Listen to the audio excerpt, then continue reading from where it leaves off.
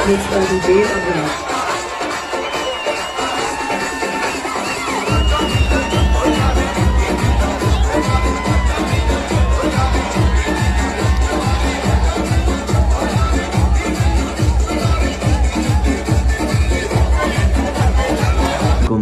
भाई खुश है इंडिया, यही चीज तो चाह रहा था जय शाह। उसको यही चाहिए था कि बस हम लोग किसी तरीके से चैंपियन ट्रॉफी का फाइनल जीत जाए, और वो जीत गए।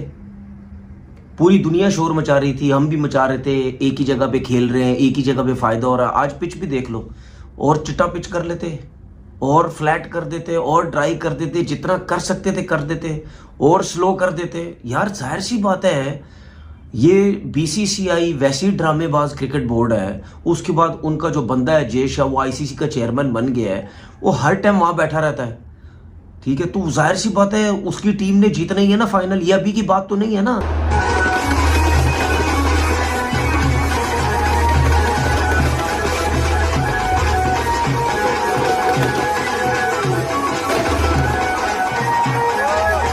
बहुत सारी चीज़ें ऐसी हैं, मैं ये समझता हूँ इस प्रोग्राम के तवस्सुल से आई थिंक सारे जितने भी क्रिकेट बोर्ड हैं उन सब को चाहिए आफ्टर द टूर्नामेंट वो आईसीसी को कुछ ना कुछ तो रिपोर्ट देते ही होंगे ना।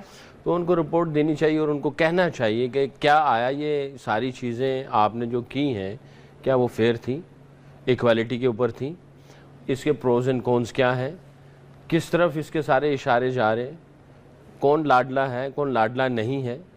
तो क्या आया इसी तरह ही क्रिकेट आगे चलेगी, इसी तरह चलेगी आगे क्रिकेट चल सकती है। क्योंकि जिसकी सिकलैन बात कर रहा है, तो इस दफ़ा सारे लोगों ने शोर मचाया है। पहले पाकिस्तान सिर्फ शोर मचाता था, अब है ना सारी दुनिया ने कहा है कि जी ये वाली चीज़ अब सारों की नज़र में आई है, तो अब आईसीसी को भी देखना पड़ेगा इस चीज़ को। तो ये है, ऐसे ही इंडिया चैंपियन बना, इस साइड से इंडिया चैंपियन बना, इसी साइड से तनवीर अहमद, इंजमामुल हक, पाकिस्तान के जितने भी एक्स क्रिकेटर्स हैं, इन्होंने जो है वो अपनी भोंका बकाई शुरू कर दी और इंडिया की जीत पे एलिगेशंस लगाने शुरू कर दिए। इंडिया की जीत पे वो इल्जाम लगाए जिस इल्जाम को कोई भी क्रिकेट फैन सुन के अजीब सा गुस्से में चला जाएगा कि यार इनको शर्म नहीं आती। मतलब मुंह उठा के किसी को अप्रिशिएट नहीं करना तो ना करो, बट किसी की जीत में वो कहते हैं ना रंग में भंग तो मत डालो। इस इंडिया की जीत के अंदर मेरा जाती ख्याल ये है, बहुत सारे लोग मेरे से डिसएग्री करेंगे, कि एक वेन्यू पे बैठना, एक वेन्यू के ऊपर खेलना, एक ही होटल में रुकना, एक ही जगह पे प्रैक्टिस करनी, कंडीशन का पहले से पता होना, सेमीफाइनल के वेन्यू का भी पता होना, फाइनल के वेन्यू का भी ऑलरेडी क्योंकि पहले से अनाउंस होता है, तो एक टीम के लिए ये बड़ा कंफर्ट माहौल होता है, उसके लिए बड़ा आसान होता है तमाम चीज़ों को लाइन अप करना। इंडिया हैज़ वन, क्या महसूस कर रहे हैं, कैसा देख रहे हैं? मैं तो वही महसूस कर रहा हूं जो मैं पहले दिन से बोल रहा था कि इन्होंने पूरा एडवांटेज उठाना है। दुबई में सिर्फ खेल के वो उनको एडवांटेज मिला। जय शाह की पूरी कोशिश थी, आईसीसी और जय शाह एक ही है, पूरी कोशिश थी ऐसी पिचेस बनाना जहाँ पे इनके स्पिनर्स को फ़ायदा हो। अगर मेरी इनसे बात होती तो मैं ये कहता कि भाईजान जो थोड़ा सा चिटा विकेट बनाया ना, इसको थोड़ा सा और चिटा कर देते और ऐसा कर देते कि दूसरों के लिए खेलना बहुत ज़्यादा और मुश्किल हो जाता। तो ये तो हमें पहले ही पता था ये सब कुछ हो रहा है। बीसीसीआई ने जो है पिच को और फ्लैट कर दिया, सूखा कर दिया, नरम कर दिया, मोटा कर दिया, पतला कर दिया, ये कर दिया, वो कर दिया। भैया हर साल खुदा की कसम अब तो हंसने का मन भी नहीं करता। ऐसी बातें सुनकर इनका ये रोना धोना, पहले जब हम सुनते थे ना इनका रोना धोना तो हंसी आती थी। हम लोग बोलते थे देखो यार इनकी कितनी झल गई, मजा आ रहा है, हम ताली। अब तो यार बहुत ये अजीब सा हो गया, हर रोज का हो गया, हर मैच के बाद हो गया, हर सीरीज के बाद हो गया। इंडिया कभी भी मैच खेलता है ना, मैच के बाद इनका यही है, भाई ये देखो ये इनको यहाँ का एडवांटेज है, वहां का एडवांटेज है, ये पिच है, वो पिच है, एक ग्राउंड है, दो ग्राउंड है, फ्लैट पिच है। भैया पाकिस्तान के पिचों से जो ज्यादा फ्लैट नहीं थी ना यार, और फिर पिच एक थोड़ी थी वहां पे, तीन तीन पिछे ग्राउंड के अंदर। छोड़ो यार, अब कितना रिप्लाई देंगे हम इनको, कितना रिप्लाई देंगे इनको। अब खुद भी लग रहा है कि यार हम कितने गलत जा रहे हैं। हम इंडिया के साथ दुश्मनी करके हमने अपना सत्यानाश कर दिया। इकोनॉमी बर्बाद, देश बर्बाद, हमारी सरकार बर्बाद, हमारी एजुकेशन बर्बाद, पानी बर्बाद, गैस बर्बाद, बिजली बर्बाद, यहां तक के स्पोर्ट्स भी बर्बाद। सब कुछ इन लोगों ने अपना बर्बाद कर दिया, पहले तो इंडिया के साथ, अब अफगानिस्तान के साथ भी। तो ये कह रहे हैं ना कि जी उनकी टीम अच्छी है, कोई नो डाउट, बैटिंग अच्छी, सब कुछ अच्छा, स्पिनर अच्छे, फास्ट बॉलर अच्छे, सब कुछ। कहीं ना कहीं हमें एक चीज़ नज़र आती है कि कहीं ना कहीं फास्ट बॉलर का वीक एरिया तो हमें नज़र आता था ना, लेकिन दुबई के अंदर फास्ट बॉलर को कौन कवर कर रहा था? इनके 4-4 स्पिनर जी, 2 स्पिनर खिलाए जाते थे, 4-4 स्पिनर।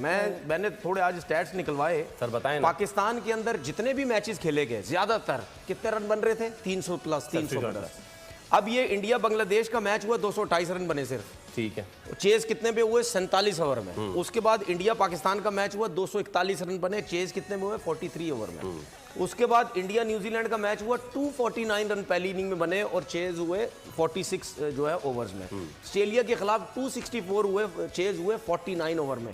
ये सारे इंडिया की मैचेज है। आज भी देख लें, 251 चेज हुए 49 ओवर्स में। अब मुझे ये बताएं कि ये कौन सी मेहनत करनी पड़ी रोहित शर्मा को, इतनी क्या प्रेशर उसके ऊपर आया कि भाई मतलब यानी वो हमें नजर आया किसी भी मैच में वो पैनिक होता हुआ नजर आया? नहीं है। पैनिक कहाँ पे होता? पाकिस्तान में। तीसरी दफा फाइनल जीता है, तीसरी दफा चैंपियन करार पाए हैं।